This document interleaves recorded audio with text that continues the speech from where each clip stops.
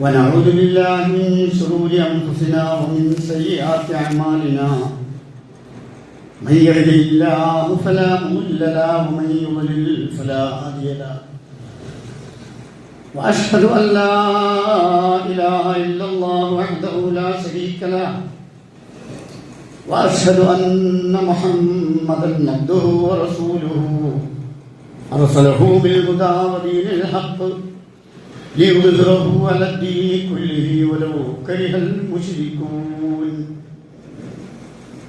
اللهم صل على محمد وعلى آل محمد كما صليت على إبراهيم وعلى آل إبراهيم اللهم بارك على محمد وعلى آل محمد كما باركت على إبراهيم وعلى آل إبراهيم إنك حميد مجيد أما بعد إن أصدق الحديث كتاب الله وأحسن الهدي هدي محمد صلى الله عليه وسلم وشر الأمور محدثاتها وكل محدثة بدعة وكل بدعة ضلالة أيها الإخوان أوصيكم وإياي أولا بتقوى الله يا أيها الذين آمنوا اتقوا الله حق تقاته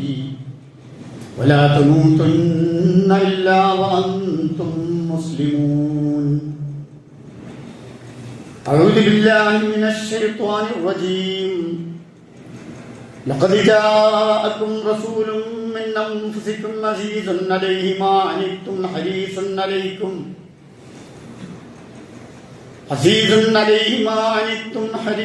عليكم بالمؤمنين رؤوف رحيم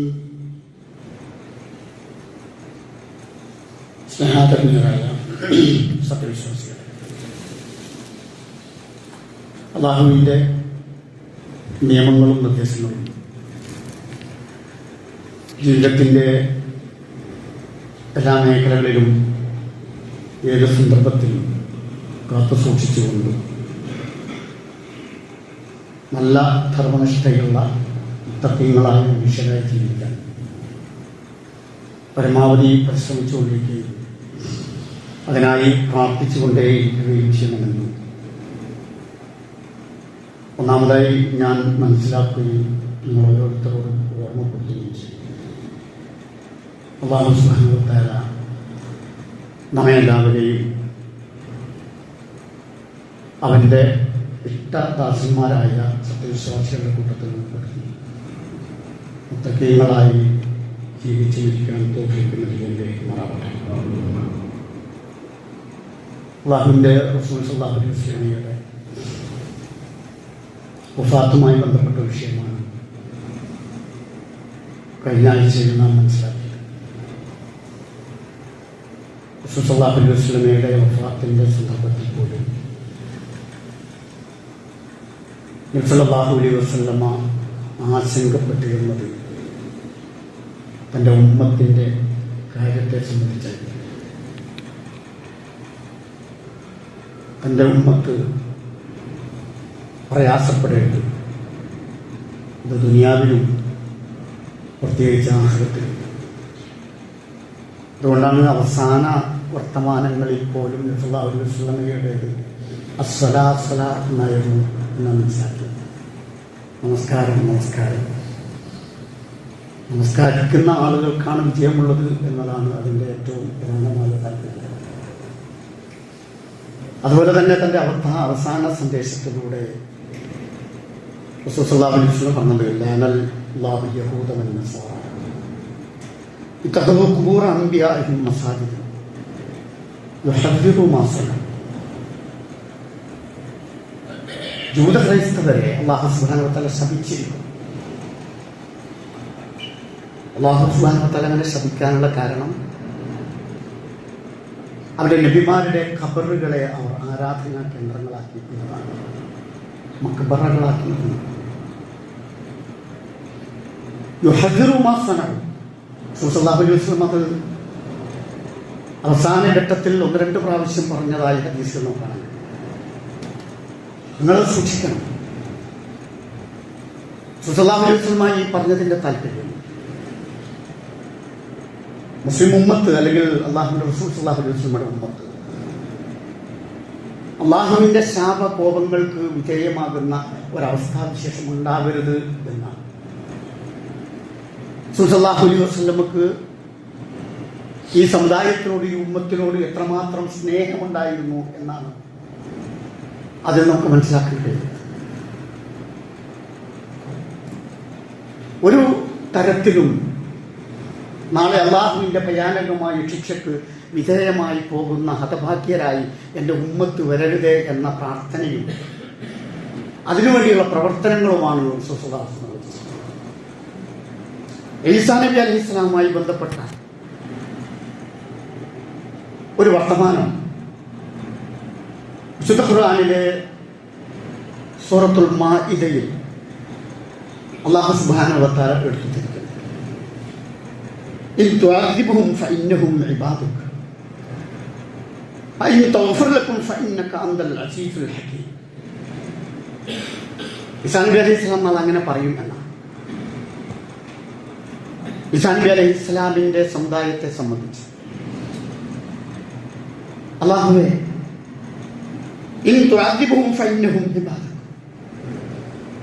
നീ അവരെ ശിക്ഷിക്കുകയാണ് എങ്കിൽ തീർച്ചയായും അവർ നിന്റെ ദാസന്മാരാണല്ലോ. വഇൻ തഗ്ഫിർ ലഹും ഫഇന്നക അൻതൽ അസീസുൽ ഹകീം, നീ അവർക്ക് പുറത്തു കൊടുക്കുകയാണെങ്കിൽ നീ പ്രതാപശാലിയാണ്. ഈ വചനം അല്ലാഹുവിന്റെ റസൂൽ സല്ലല്ലാഹു അലൈഹി വസല്ലം ഓതുകയും എന്നിട്ട് തന്റെ 2 കൈകളും ഉയർത്തിക്കൊണ്ട് ഇങ്ങനെ കരയുകയും ചെയ്തിരുന്ന ഒരു ഘട്ടമുണ്ട്. അപ്പോൾ അള്ളാഹുവിന്റെ കൽപ്പന പ്രകാരം ജിബ്രീൽ അലൈഹിസ്സലാം നബി സല്ലല്ലാഹു അലൈഹി വസല്ലമയുടെ അടുത്ത് വന്ന് ചോദിച്ചു, എന്താണ് ഇങ്ങനെ കരയുന്നത്? നബി സല്ലല്ലാഹു അലൈഹി വസല്ലം ജിബ്രീൽ അലൈഹിസ്സലാമിനെ വിശദീകരിച്ചു, എന്റെ ഉമ്മത്ത് അവർ അള്ളാഹുവിന്റെ ഭയാനകമായ ശിക്ഷയ്ക്ക് വിധേയമായി പോകുമോ എന്ന ഭയപ്പാട്, എന്ന ആശങ്ക, എന്ന പ്രയാസം, എന്ന ദുഃഖം, എന്ന വേദന, അതുകൊണ്ട് അള്ളാഹുവിനോട് കൈ ഉയർത്തിക്കൊണ്ട് ഞാൻ ഇങ്ങനെ പ്രാർത്ഥിക്കുകയാണ്. അള്ളാഹുവിനോട് ജിബ്രീൽ അലൈഹിസ്സലാം ഇത് പറഞ്ഞു എന്നാണ്. ഒരു ജിബ്രീൽ അലൈഹിസ്സലാമിനോട് പറഞ്ഞു, മുഹമ്മദിനോട് സല്ലല്ലാഹു അലൈഹി വസല്ലം പറ, നബി സല്ലല്ലാഹു അലൈഹി വസല്ലമയോട് നീ പോയി പറ, നിന്റെ സമുദായത്തിന്റെ കാര്യത്തിൽ നിനക്ക് തൃപ്തി അടയുന്നതാണ്. നിന്നെ അതൃപ്തിപ്പെടുത്തുന്ന ഒന്നും നിന്റെ സമുദായത്തിന്റെ കാര്യത്തിൽ ഉണ്ടാവില്ല എന്ന് പറ.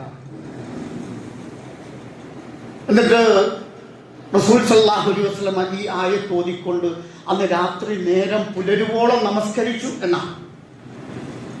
ഇൻ തുഅദ്ദിബുഹും, അല്ലാഹുവിനോട് പറയുകയാണ്, നീ അവരെ ശിക്ഷിക്കുകയാണെങ്കിൽ ഫഇന്നഹും ഇബാദുക, അവർക്ക് നിന്റെ ദാസന്മാരാണ്.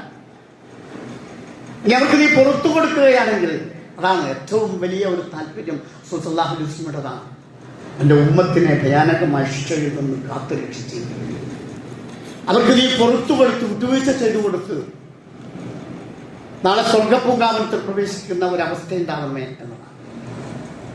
അതിനുവേണ്ടിയാണ് കഠിനാധ്വാനം ചെയ്തത് റസൂൽ സല്ലല്ലാഹു അലൈഹി വസല്ലം, തന്റെ അവസാന ശ്വാസം വരെ.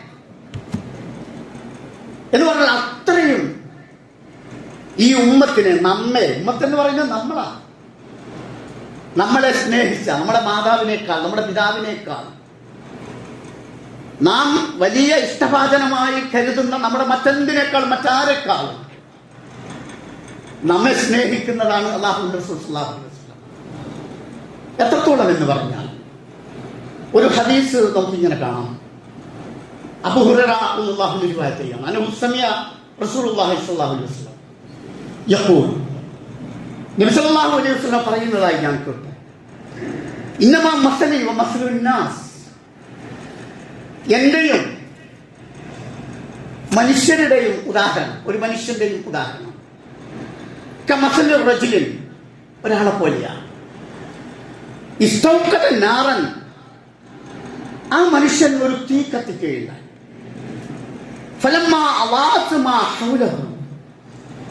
എന്നിട്ട് ആ തീ ഇങ്ങനെ ആളിക്കത്തിയപ്പോൾ അതിന്റെ പ്രകാശം, അതിന്റെ പ്രഭ പരിസരങ്ങളിലാകെ പരക്കുകയുണ്ടായി.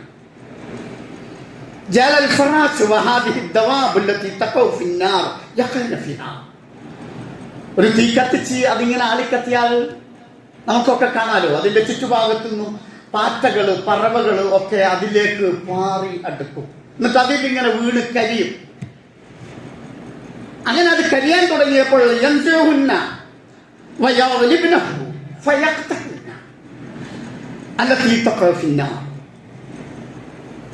എന്നിട്ട് ഈ മനുഷ്യൻ ആ പാറ്റകളും പറവകളും ഒക്കെ ഈ തീയിൽ വീണിങ്ങനെ കരിയുന്നത് കണ്ട് വേദാറായി വെപ്രാളപ്പെട്ട് അതിനെയൊക്കെ ഇങ്ങനെ വകഞ്ഞു മാറ്റുകയാ, അതിനെയൊക്കെ പരമാവധി അതിൽ നിന്ന് അകറ്റുകയാ, തടുത്ത് നിർത്തുകയാ, ഈ തീയിൽ വീണ് കരിയാതെ.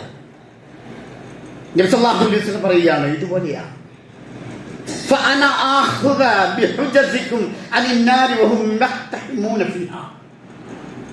മനുഷ്യൻ ഈ ദുനിയാവിന്റെ പളവളപ്പില്, നാം കാണുന്ന ഈ മനോഹാരിതയില്,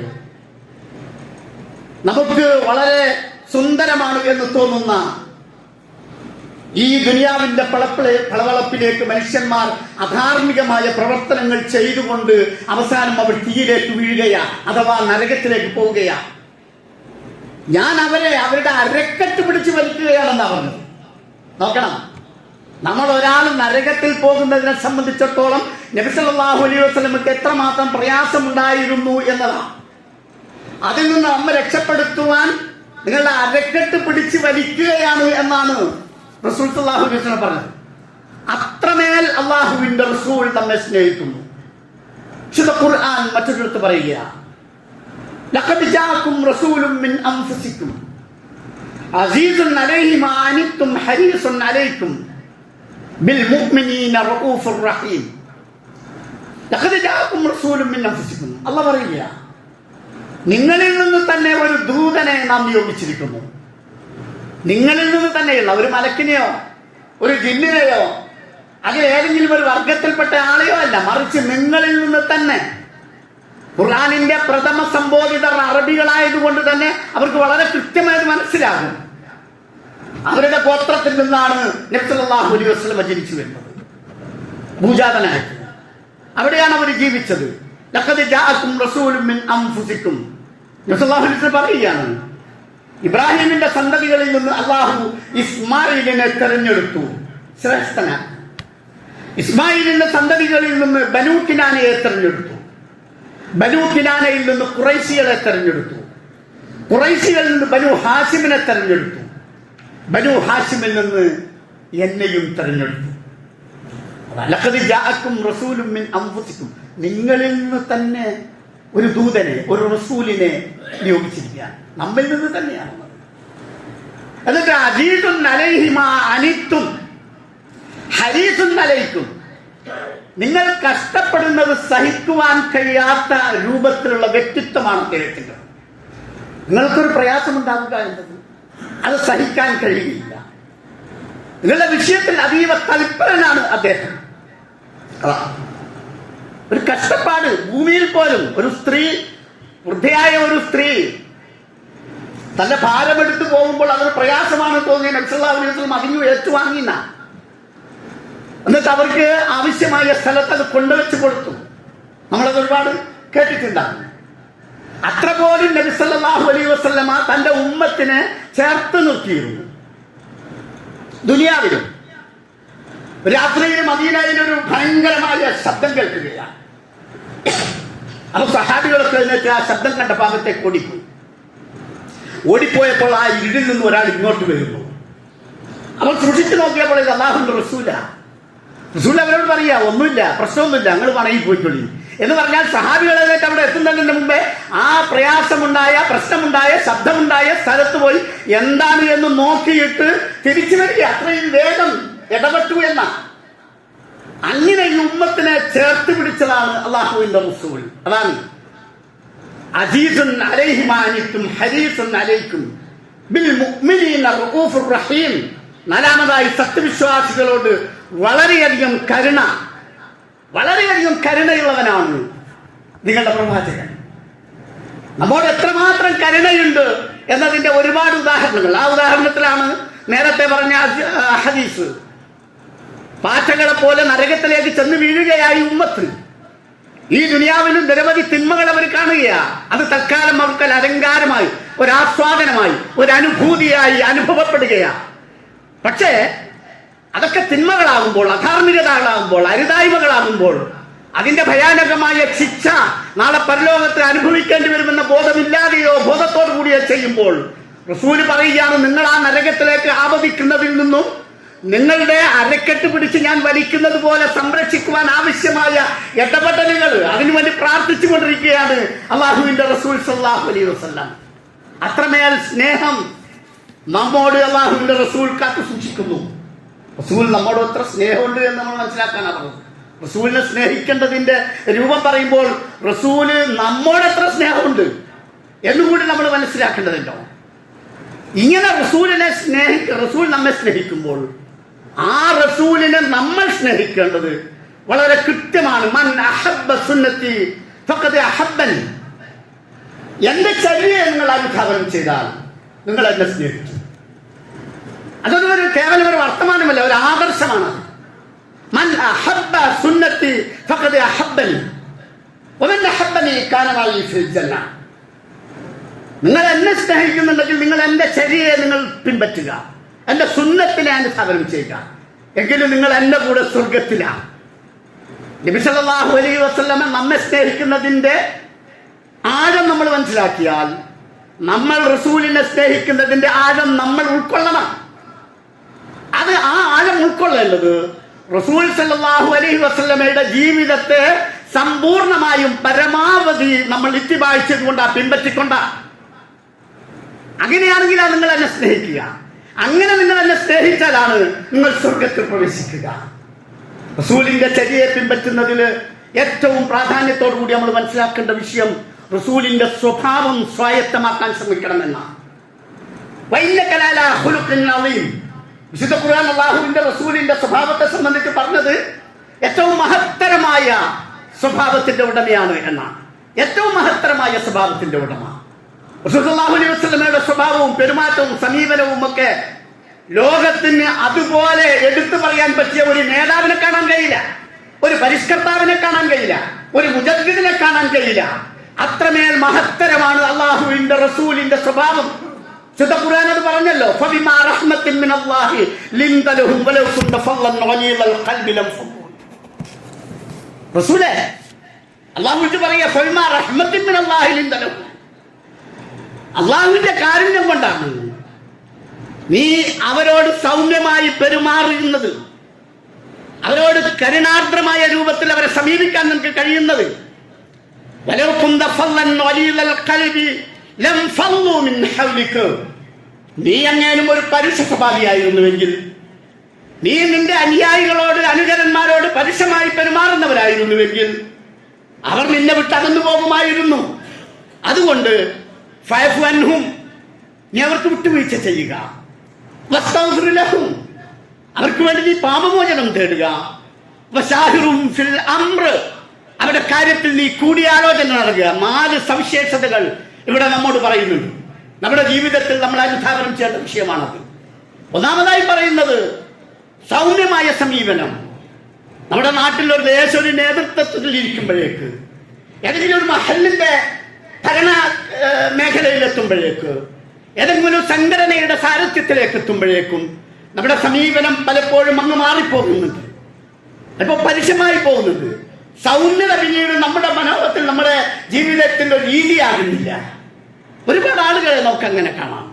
സത്യവിശ്വാസികൾ അവരെവിടെയായിരുന്നാലും ശരി, അവരവരുടെ വീട്ടിലായിരുന്നാലും ശരി, അവരുടെ കുടുംബത്തിലായിരുന്നാലും ശരി, മഹല്ലിലായിരുന്നാലും ശരി, സംഘടനകളിൽ, സമൂഹത്തിൽ, ഏത് മേഖലകളിൽ സത്യവിശ്വാസികൾ ജീവിക്കുമ്പോഴും അവർ സ്വീകരിക്കേണ്ടുന്ന ഒന്നാമത്തെ സ്വഭാവ ഗുണം അല്ലാഹുവിന്റെ റസൂൽ സല്ലല്ലാഹു അലൈഹി വസല്ലമയുടെ സ്വഭാവമായ സൗമ്യമായ സമീപനം സ്വീകരിക്കുക എന്നതാണ്.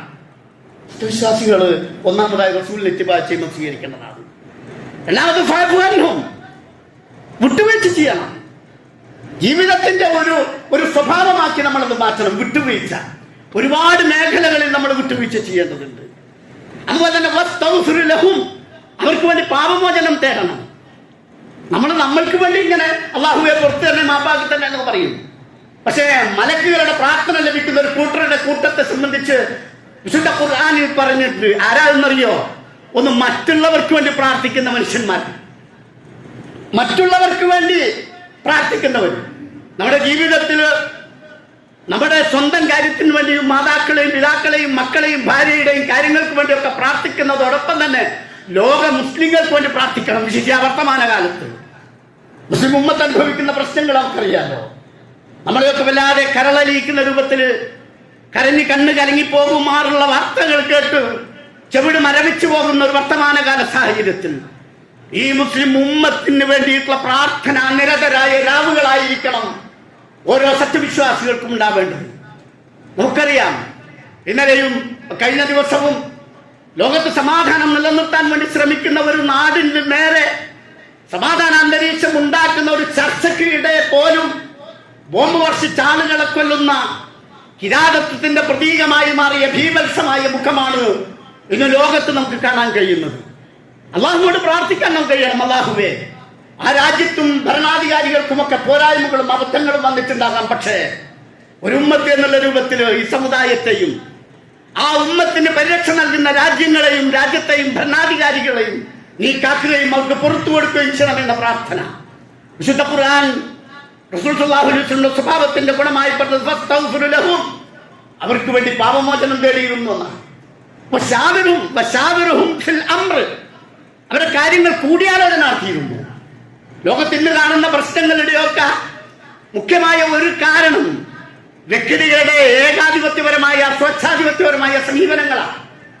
ഭരണമേഖലയിൽ സംഭവിച്ചുകൊണ്ടിരിക്കുന്നതാണ്, സമൂഹത്തിൽ സംഘടനകളിൽ സംഭവിച്ചുകൊണ്ടിരിക്കുന്നതാണ്. പല സംഘടനകളുടെയും പിളർപ്പുകളും വിഭാഗീയതകളും മുസ്ലിം ഉമ്മത്തിന്റെ ഇടയിൽ തന്നെ സംഭവിച്ചു പോകുന്നതിന്റെയും അടിസ്ഥാനപരമായ കാരണങ്ങൾ ചെകഞ്ഞു നോക്കിയാൽ അവിടെ ചില ഏകാധിപത്യ സമീപനങ്ങൾ നമുക്ക് കാണാൻ കഴിയും. കുടുംബത്തിന്റെ ശൈഥില്യം പോലും പലപ്പോഴും ഉണ്ടാകുന്നത് ആ കുടുംബത്തിൽ ഒരു വേള ആരെങ്കിലും ഒരാൾ ഏകാധിപത്യ സമീപനം സ്വീകരിക്കുന്നുണ്ടായിരിക്കും. ഖുർആൻ പറയുക അള്ളാഹുവിന്റെ റസൂലിന്റെ സ്വഭാവം അവരുടെ ഇടയിൽ കൂടിയാലോചന നടക്കണം. സ്വന്തം വീട്ടിൽ പോലും അത് നടത്തണം. ഭാര്യയോടും മക്കളോടും അത് നടത്തണം. നമ്മുടെ വിഷയങ്ങൾ, കുടുംബപരമായ വിഷയങ്ങൾ കൈകാര്യം ചെയ്യുമ്പോൾ നമ്മുടെ വീട്ടിന്റെ അകത്തളങ്ങളിലും അതൊരു ചർച്ചയാവട്ടെ, എന്നിട്ട് അതിൽ നിന്ന് ഉരുത്തിരിഞ്ഞു വരട്ടെ. ഇല്ലെങ്കിൽ ആത്മസംഘർഷം നമ്മുടെ വീടിന്റെ ഗൃഹാന്തരീക്ഷങ്ങളിൽ ഉണ്ടാകും. അതില്ലാതാക്കാൻ പൊതുവെ നമ്മൾ സ്വീകരിക്കുന്ന സമീപനമാണ് കൂടിയാലോചനകൾ. ജീവിതത്തിലൊരു സംഭവമുണ്ട്, ഹുദൈബിയ്യ സന്ധി.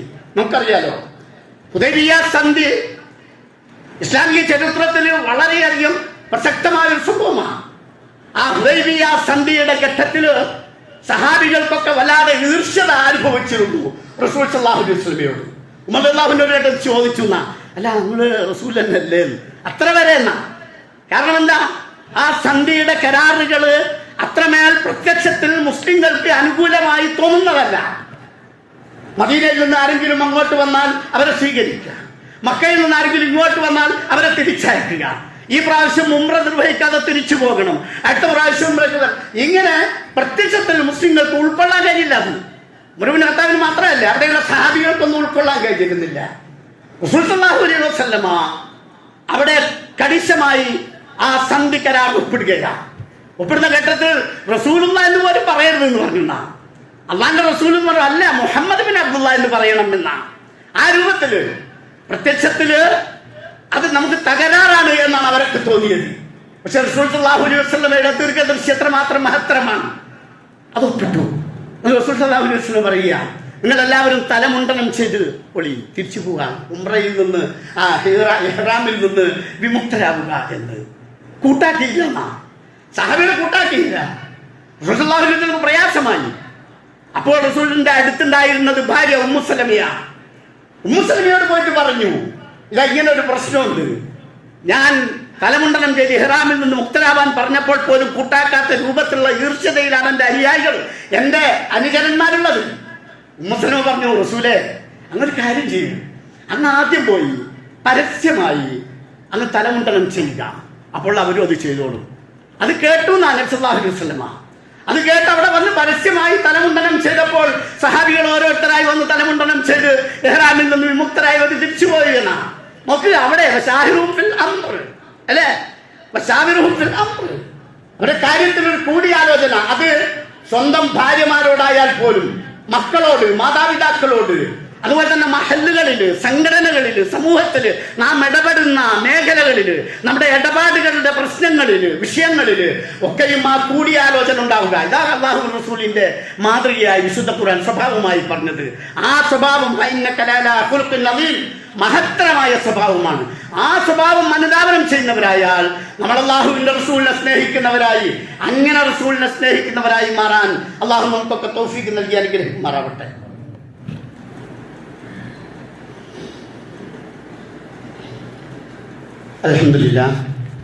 അൽഹംദുലില്ലാഹി റബ്ബിൽ ആലമീൻ വസ്സലാത്തു വസ്സലാമു അലാ റസൂലിൽ അമീൻ വഅലാ ആലിഹി വഅസ്ഹാബിഹി അജ്മഈൻ.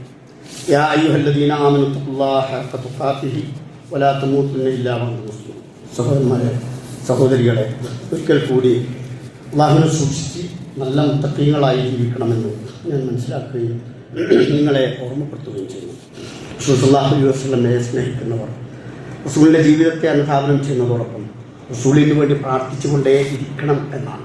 ഞാൻ ഒരൊറ്റ ഹദീസ് കൂടി ആ വിഷയത്തിൽ പറഞ്ഞ് നമുക്ക് അവസാനിപ്പിക്കാൻ സാധിക്കും. ജാബിർ ബിൻ അബ്ദുല്ലാഹ് റളിയല്ലാഹു അൻഹു من رواية الحديث قال أن النبي صلى الله عليه وسلم قال من قال حين يسمع النداء. ബാങ്ക് കേൾക്കുന്ന സന്ദർഭത്തിൽ, ബാങ്ക് നമ്മൾക്കൊക്കെ ജീവിതത്തിൽ, നിത്യജീവിതത്തിൽ വരുന്ന സംഭവമാണ്. ബാങ്ക് കേൾക്കുന്നതായ സന്ദർഭത്തിൽ ആരെങ്കിലും പറഞ്ഞാൽ اللهم رب هذه الدعوة التامة والصلاة القائمة آت محمد الوسيلة والفضيلة وابعثه مقاما محمودا الذي وعدته. ഇത് ആരെങ്കിലും ഒരാൾ ബാങ്ക് കേൾക്കുന്ന സന്ദർഭത്തിൽ ഇങ്ങനെ പറഞ്ഞു കൊണ്ടേയിരുന്നാൽ ഹല്ലത്ത് ലഹു ശഫാഅത്തി യൗമൽ ഖിയാമ, എൻ്റെ ശുപാർശ നാളെ പുനരുത്ഥാന നാളിൽ അവർക്ക് ഉണ്ടാകുന്നതാണ്. അല്ലാഹുവിൻ്റെ റസൂലിൻ്റെ ശുപാർശ നമുക്ക് നാളെ ലഭിക്കാൻ, റസൂലിന് വേണ്ടി റസൂലിൻ്റെ ജീവിതത്തെ അനുധാവനം ചെയ്യുന്നതോടൊപ്പം റസൂലിന് വേണ്ടി പ്രാർത്ഥിച്ചുകൊണ്ടേയിരിക്കുകയും ചെയ്യണം എന്ന സന്ദേശം കൂടിയുണ്ട്. അതോടൊപ്പം നമ്മുടെ ജീവിതത്തിൽ എപ്പോഴും ബാങ്കൊക്കെ കേൾക്കും, എപ്പോഴും കേൾക്കുന്നവരാണ്. നാടിയിൽ കച്ചവടക്കാരൊക്കെയാണ്, തിരക്കുള്ളവരാണ്. എന്നാലും ശരി, ബാങ്ക് കേൾക്കുന്ന സന്ദർഭത്തിൽ ബാങ്ക് കൊടുത്തു കഴിഞ്ഞാൽ എല്ലാ സത്യവിശ്വാസികളും അല്ലാഹുമ്മ റബ്ബ ഹാദിഹി ദഅവത്തി താമ്മ വസ്സലാത്തുൽ ഖായിമ ആതി മുഹമ്മദിനിൽ വസീലത വൽ ഫളീല വബഅഥഹു മഖാമൻ മഹ്മൂദൻ അല്ലദീ വഅദത. ഈ പ്രാർത്ഥന നിർവഹിക്കണം. ആ പ്രാർത്ഥനയിൽ നമ്മൾ അല്ലാഹുവോട് ആവശ്യപ്പെടുന്നത് അല്ലാഹുമ്മ റബ്ബ ഹാദിഹി ദഅവത്തി താമ്മ, അല്ലാഹുവേ ഈ സമ്പൂർണ്ണമായ ഈ വിളിയുടെയും നമസ്കാരത്തിൻ്റെയും രക്ഷിതാവായ അല്ലാഹുവേ. അതുപോലെ തന്നെ ആതി മുഹമ്മദിനിൽ വസീലത വൽ ഫളീല, മുഹമ്മദിന് നീ വസീലയും ഫളീലയും നൽകണമേ.